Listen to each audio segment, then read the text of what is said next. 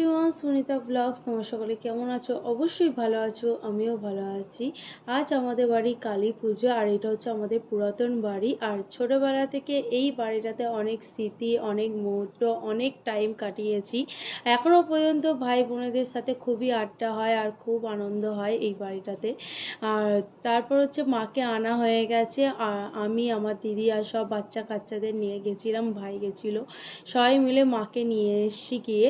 আর অনেক বছর পর আবার মা আমাদের বাড়িতে এলো। আর এইদিকে বড়মা জেঠু দুজন পুজোতে বসে পড়েছে, আর এইদিকে আমি, বোন, ওদের সিজা আর সেজমা ঠাকুরমশাই হাতে হাতে দিচ্ছিলাম। এইদিকে পুজো শুরু হয়ে গেছে, আর আমি মাঝখান থেকে কেন করলাম, কারণ ভেবেছিলাম ফার্স্ট থেকেই ভিডিওটা করবো ঠাকুর আনতে যাওয়া থেকে, কিন্তু আমি টাইম পাইনি, কারণ অনেক আত্মীয় স্বজনরা এসেছিলো, তাই আর টাইম আমি দিতে পারিনি। তাই টাইম হয়ে উঠতেই পারিনি, দেবোটা কী করে।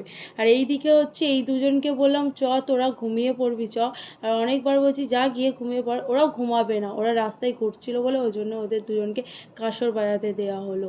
আর এই দিকে হচ্ছে ইনি বলছে আমি শাঁখ বাজাবো, আর বোনকে একটা দিল শাঁখ, মনে হয় সিজাকে, মনে হচ্ছে শাঁখটা দিল না, মনে হয় কাঁসরটা মনে হয় নিয়েও নিল। বলছে তুই শাঁখটা বাজা, আমি কাঁসরটা বাজাই। এইদিকে মাকে আরতি হয়ে গেছে, দেখতেই পেলেন। আর এইদিকে হচ্ছে মাকে এখন হাওয়া করা হচ্ছে পাখা দিয়ে। আর এইটা হচ্ছে আমাদের, এটা বরাবরই হয়ে আসে, এই প্রদীপটা সবাই একটা করে জ্বালাবেই।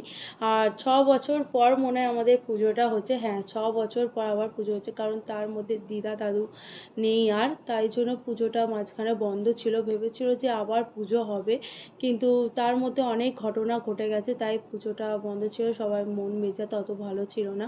সবার মনটা ভালো হওয়ার জন্য আবার মাকে আমাদের বাড়ি আবার নিয়ে আসা হলো।